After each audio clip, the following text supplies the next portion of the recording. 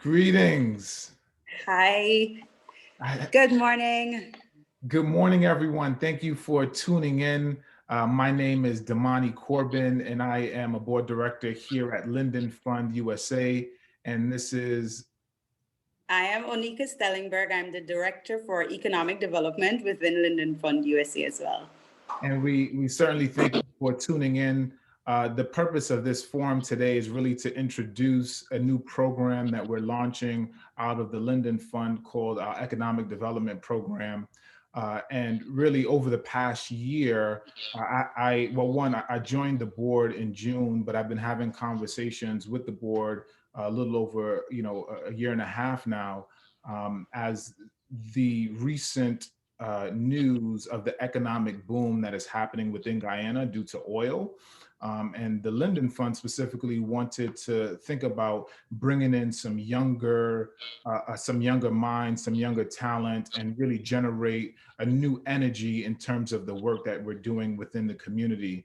So, I was tapped on the shoulder to start bringing in some of my expertise externally and see how we can apply it to Guyana and Region 10 specifically. So what we wanted to do was really launch a program. But through research, we understand that in Guyana and in any international country, you can't really successfully do the work on the ground without someone actually on the ground. So it's difficult to be Definitely. effective abroad if you're not have boots on the ground, if you will. So we're excited to announce our recent hire and our Director of Economic Development, Onika, who is going to be running the initiative on the ground. So Onika, maybe you want to just give a little bit of background on yourself quickly? Sure, Damani. Thank you so much. And good morning, everyone. It is a pleasure to be sharing with you.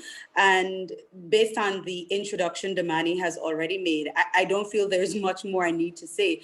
But to tell you a little bit about myself, I joined Linden Fund in January of 2021.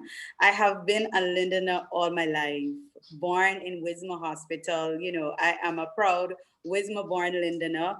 Spent my primary years in Linden, but I left for secondary and tertiary education. I've had the privilege to be trained as a climate change negotiator and support the government of Guyana through their negotiations of the Paris Agreement workbook whilst working at the Guyana's permanent mission to the United Nations.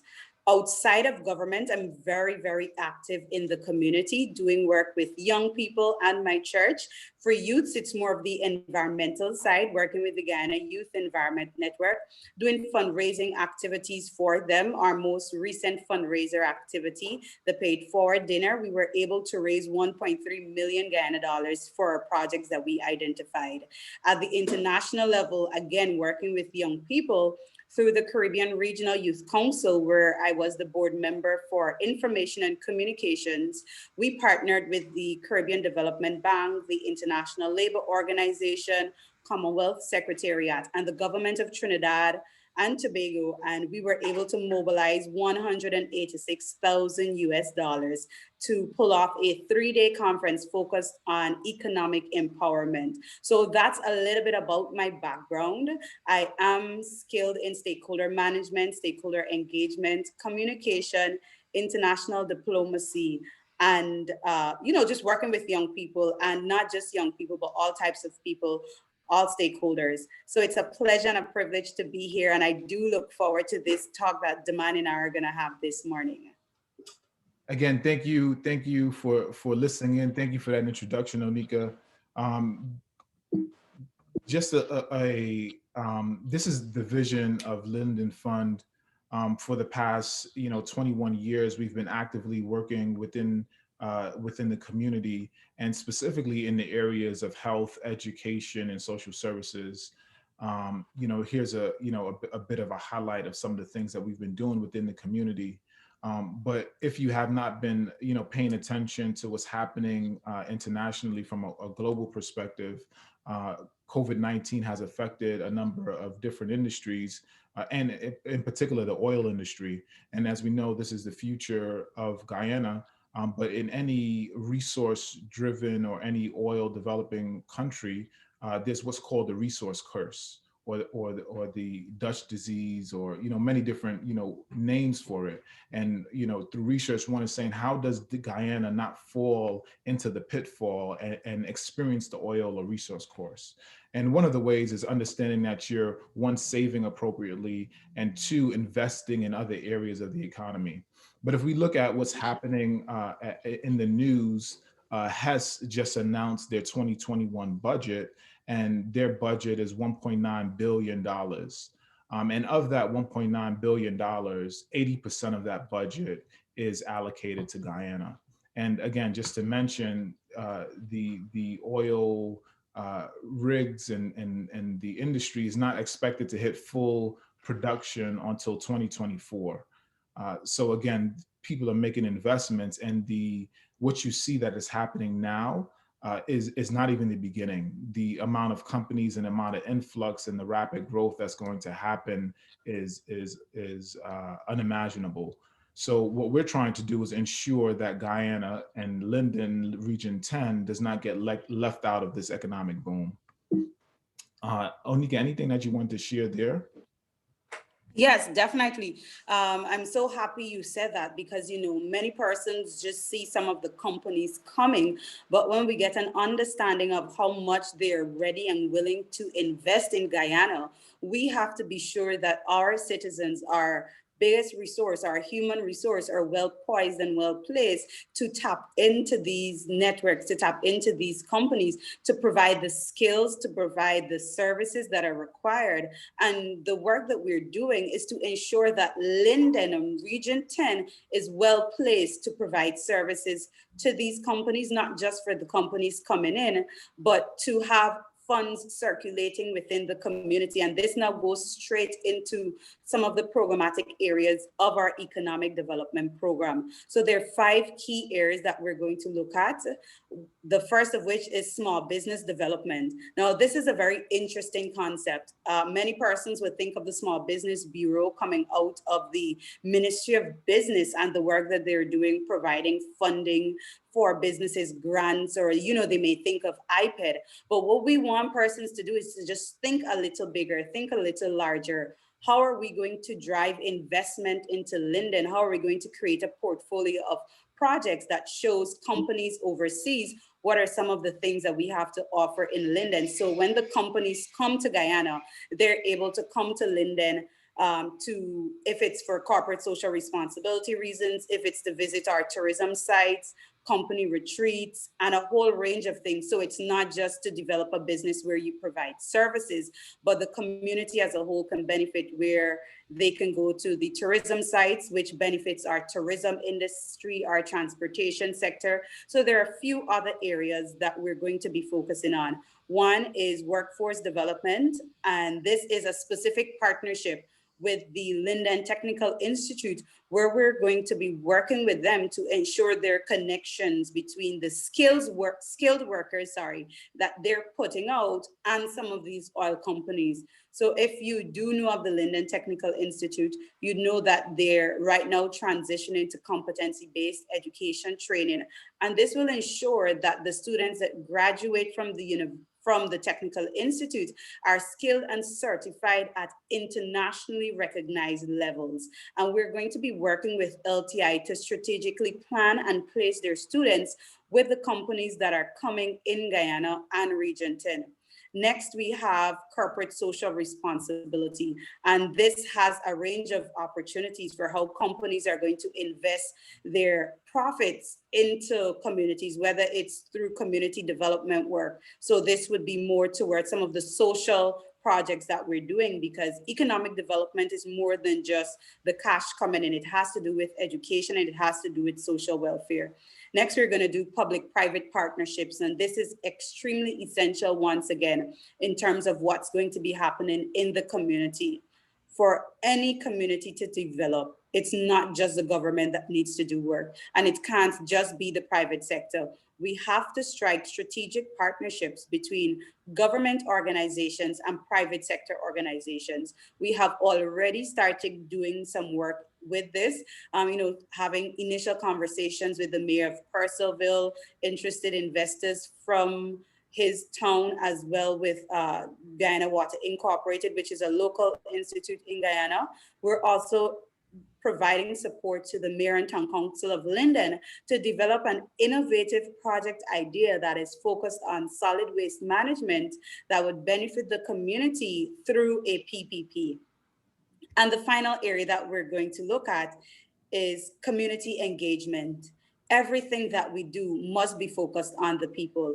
People should be a part of the project. We should be working with the citizens of Linden, with the residents of Linden, to actually provide projects and initiatives that will benefit them. So our engagement, whether it's through stakeholder meetings, whether it's through feedback forms, or whatever it is, to ensure that what is being done actually benefits the people and it's things that are required from them. So that's just a little insight into how our program intends to develop. We have already started meeting with the major stakeholders in Linden. We've had initial meetings with the regional chairman as well as the mayor's office. But before I go into that, I'll just allow Domani to give you a little insight into, some of the thought that went into the development of this economic development program. So you understand that what we're doing is it's not just a fly by night something, but it's a program that is influenced and informed by research that has been done by successful businesses around the world. Indeed, indeed. Thank you, Onika. And I appreciate that background in terms of the work that we've been doing thus far. I would say within the past, 30 days, and the work that you've, been able to accomplish has just been phenomenal. So we thank you, and we're really appreciative for you just really rolling up your sleeves and getting to work in this role. But for the past year, I had to spend a lot of time talking about the culture of the board, the culture of Guyana, the culture of the people, and really talking about how we're going to move this forward. And this wasn't just something that you were able to just present to the board, but I had to, really take an academic approach to having this being adopted and approved. So, two books that kind of stood out that led for the beginning of this was one, The Black Tax, The Cost of Being Black in America by Sean Rochester. And then another book, The Toxic Charity by Robert Lipton. And The Toxic Charity really evaluated a number of different nonprofits. Specifically, they focused in on Haiti and some different countries on the continent of Africa, really showing how there's been a number of investments that has happened for years. However, if you go back to those communities, you don't see the long-lasting effect of the vast amount of resources that have been poured into those regions. It has actually proven that some of that work has had a negative effect, rather, on those communities. So what we tried to do was look at those, and I pulled out examples so that we don't essentially go down that same path, so that we can strategically look at the programs that we're putting forward and ensuring that they can be there and be sustainable. Now, Sean Rochester has a very interesting philosophy in regards to, how we can overcome the systematic how do I put it, inequalities that has happened to the Black community across in America, right? And if we look, there's a massive wealth gap between within the African American community within the U.S. So 2% of the wealth actually is accumulated since slavery up until today. And again, this isn't to get too deep, but he presents an economic framework that not only can be applicable in the U.S. but across the world, called PhD. And it's around it called purchase, hire, and deposit, in ways that generates jobs and creates opportunities in the local economy. So what we've looking at as a foundational philosophy is the work that we're doing. Are we purchasing goods locally? Are we purchasing and supporting the local economy? Are we hiring? Is there hiring happening so that we're increasing our workforce? And are we depositing? Are we depositing into local banks and institutions? Because we know that these small businesses have to then go back to these same institutions to get funding that's going to thrive the economy. So on top of those two books, we also looked at the New York City Economic Development Corporation. This is the largest economic development corporation, and it really came into effect when New York City was revamping Times Square. This was a strategic nonprofit organization that was pulled along the city to really help in the development of what is Times Square today. JP Morgan Chase has a $500 million initiative to advance inequality in different cities across the US. So we looked at some of the work and some of the initiatives that they plan and what they're doing in different areas like Chicago, in Seattle, and San Francisco. And we took, best practices from these areas.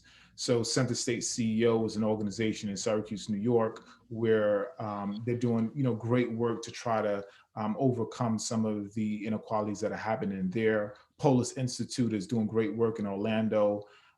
Dr. Lanier Richardson is a professor at Rutgers Business School and has done a ton of work in Newark as well as Chicago. And he presents a ton of ideas that gives you information as to how to move this forward.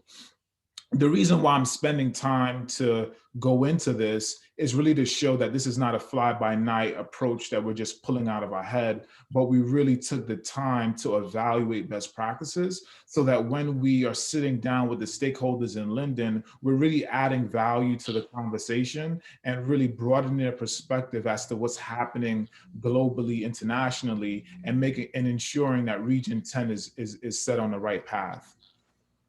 Does that make sense, Onika? Yes, definitely, because one of the downfalls of development that we've had is that sometimes persons may want to do things. They may not necessarily be technical in an area, but they have an amazing idea, and they do not have the time or the opportunity to truly go and do the research. But that is okay. LFU USA, we have done it. LFU Guyana Inc., we have done the work. We have done the research. We have the experts, and we're going to come to the community of Linden because we're Lindeners ourselves. We're going to come to the community and we're going to lend our expertise to the key stakeholders, to the ones who are making the decisions, to the ones who are planning for the community, so that when a project is developed, so if we see the road that's being built from the Berbice River to Millie's Hideout, should we partner with the regional chairman's office? No, it's more than just a road, because we're going to apply the philosophy of PhD to Linden. How can we purchase goods and services for Linden for the construction of this road? Who are we going to hire to build the road? It must be Lindeners first. Who are we going to hire to feed the people building the road? Everything must be sourced from Linden. And when it's done, the monies that we get should be deposited within, if it's the credit unions in Linden, the local banks, whatever funding resources you have in the community. And if there is none, then we work on developing some, because we want to build the capacity of people. So it's more than just saying, oh, we have $100 million and we're going to invest it. Yes, we're going to have people with more than 100 million wanting to invest, but we want people to understand now that we need to have a mindset shift, rather, so that when we're doing things, it's sustainable development. It's development that builds a legacy for the community that would be an example for the rest of the country. Yeah. So I know that we're going to have a lot of Lindeners watching this and tuning in. And one may ask, "Hey, how can I help?" Or how does this apply to me? This is good information. Just really want to bring it to your attention that in developing countries, remittances is one of the largest financial inflows, right? And what's a remittance? A remittance is someone moving from a country and then sending money back to support, whether it's your son, your daughter, your mother, your father, your niece, your nephew. So as a percentage of GDP worldwide, the average remittance is 4.5%. Guyana's remittances is just above 8%. That shows that, compared to the average worldwide, Guyanese are 2x, 2 times, sending twice as much money Mhm. home than others are doing worldwide. What does that mean? That Guyanese are invested and really care about what's happening back home and are really tuned in. So one may think that folks are abroad, but they're really tuned in. If we look at the New York City area, Guyanese are the fifth largest ethnic group in New York City. So, with the demographic of New York City, just understanding, where the population lies, we understand that we have to reach out to the diaspora, because it is you, members of the diaspora, who are actually funding the existing small businesses that exist. You are sending your monies back home currently. What we're trying to do is also just provide you a framework and some expertise, in that if you wanted some guidance and some extra technical support alongside what you're doing, we can be able to step in. Also, there's a new generation. There's your sons, your daughters, there's your nieces, there's your nephews who may be currently in the States, that may not have been paying attention to Guyana in the past, that may be asking, what is happening in Guyana? How can I get involved? Linden Fund is here to be that resource to essentially help in those conversations. Also, you may have coworkers that are asking. We are, again, here to assist with those conversations and help how you can come back into Guyana. How can you navigate the the political space? How can you understand the local business space? How can you carve out, economic opportunity for your generation and your next generation? So that's just, a little bit of background as to kind of why we're here and the focus of what we're doing. What we want to do was, one, introduce you to Amica, two, introduce you to the work, the economic development program that we're launching here at Linden Fund. Is going to be a little bit of a shift of what we've been doing in the past. Again, to confirm, we're not stopping the health work, the education work. What we've been doing in the past, we're going to continue to do. We're just charting a new path so that you view us through a different lens as a partner for economic development and any initiatives that you have moving forward.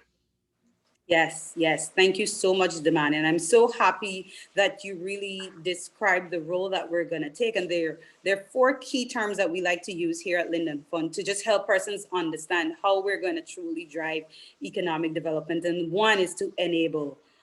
Two, we're going to facilitate, advocate, and then coordinate economic development. So one of the challenges that we have found, just speaking with persons, there are many persons who are interested in Linden, but they may be working in one sector. So we're going to be talking to all of the sectors, and we're going to see how it fits into 7 key pillars, not only focusing on these areas, but we know that any work that's being done would have an impact on family, would have an impact on education, would have an impact on health, would have an impact on business. I know we're going to truly look at these things, and what we're going to do as we speak with the local stakeholders, the local decision makers, we're going to help them develop their projects. We're going to help them develop their initiatives. So right now we have a unique relationship where I am on the ground in Linden and Domani is in New York. So I will be the voice and the face of this program in Linden, and I will be the person meeting with the stakeholders, providing that support here on the ground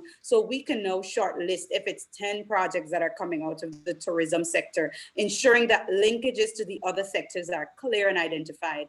And then Domani would be providing the support to you, the diaspora, and all of the partners that we have overseas who may want to find out what's happening, who do I need to get in contact with. So you don't need to come home during March and then be lost and confused about what's happening in the community. We are doing the work for you. So if persons want to invest, when you want to support, if you know you're going to be sending monies for your daughter or for your son or whomever, you're going to know directly that there is this project and there are these things that are happening that you can now direct these individuals to, so that when they do the work or when they implement whatever business that they want to implement, it's a success and it's a resounding success.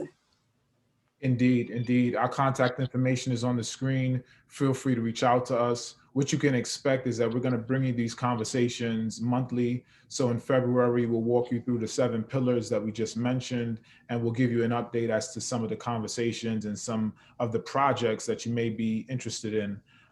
Again, we're on LinkedIn, Linden Fund USA, Facebook, YouTube. All of it will be Linden Fund USA. Feel free to reach out to Onika Stellingberg, or check us on our website at lindenfund.org. We really appreciate your time and really paying attention to this area.